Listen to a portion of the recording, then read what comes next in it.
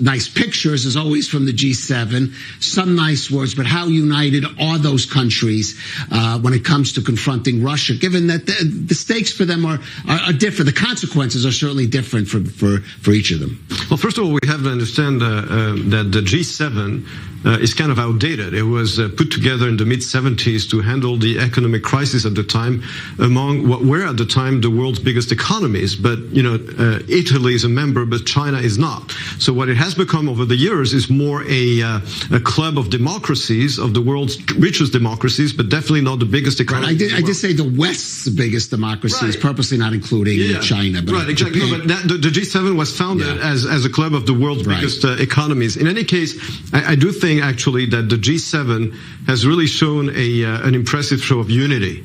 From the very beginning of this war, the West, in fact, has been united. And I think that the message coming out from the G7 summit is very clear.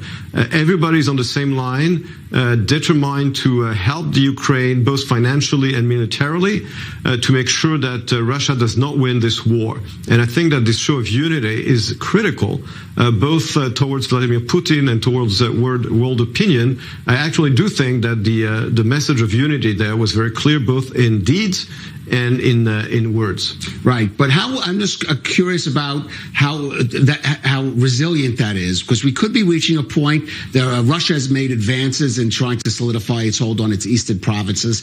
There could be the point that says Russia says, okay, we've achieved our names, we've captured we've liberated these provinces, and now we're calling for some kind of ceasefire. And will the G7 keep up the pressure on Russia if it just sort of halts the war at that point? So the American Secretary of State, the Secretary of Defense said, I think last week, that the United States was committed to help Ukraine fight for its freedom and independence. When he was asked whether the U.S. was also, committed to Ukraine's victory, total victory, he remained vague. I think that basically that means that the West, especially the United States, is really ready to do almost everything in order for Ukraine to hold the line and make sure that Russia doesn't make further advances.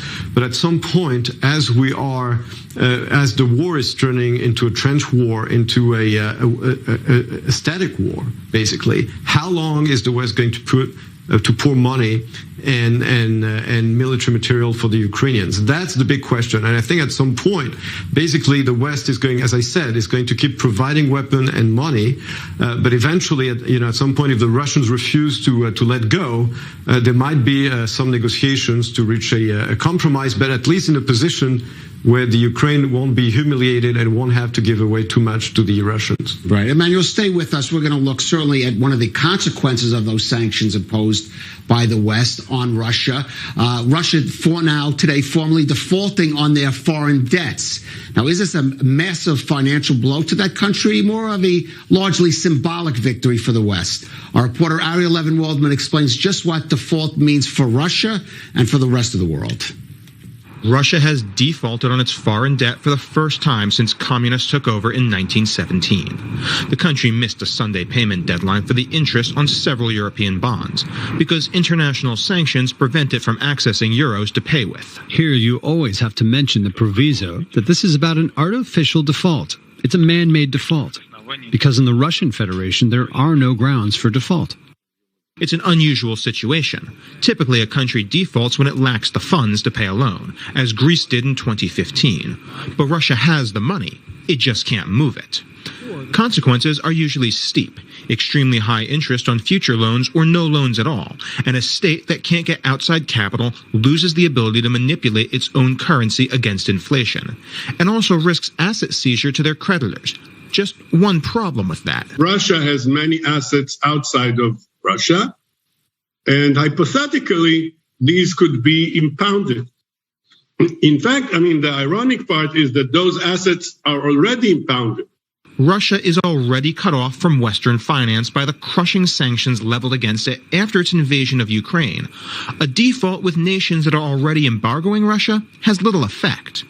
But Russia has non-Western backers and can move goods and finance with China.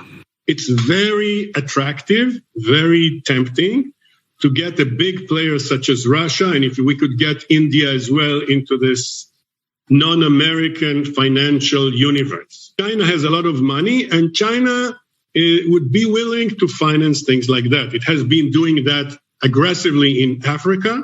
And while Russia cannot access international banking or finance, it does have a massive wealth of natural resources, another historical means of squaring debt, provided that creditors agree. In the long run, after the war and sanctions, Russia will have to repair its financial standing. In the immediate sense, it means nothing to Putin's war. Emmanuel, makes a nice headline. Russia defaults on debt for the first time since 1918.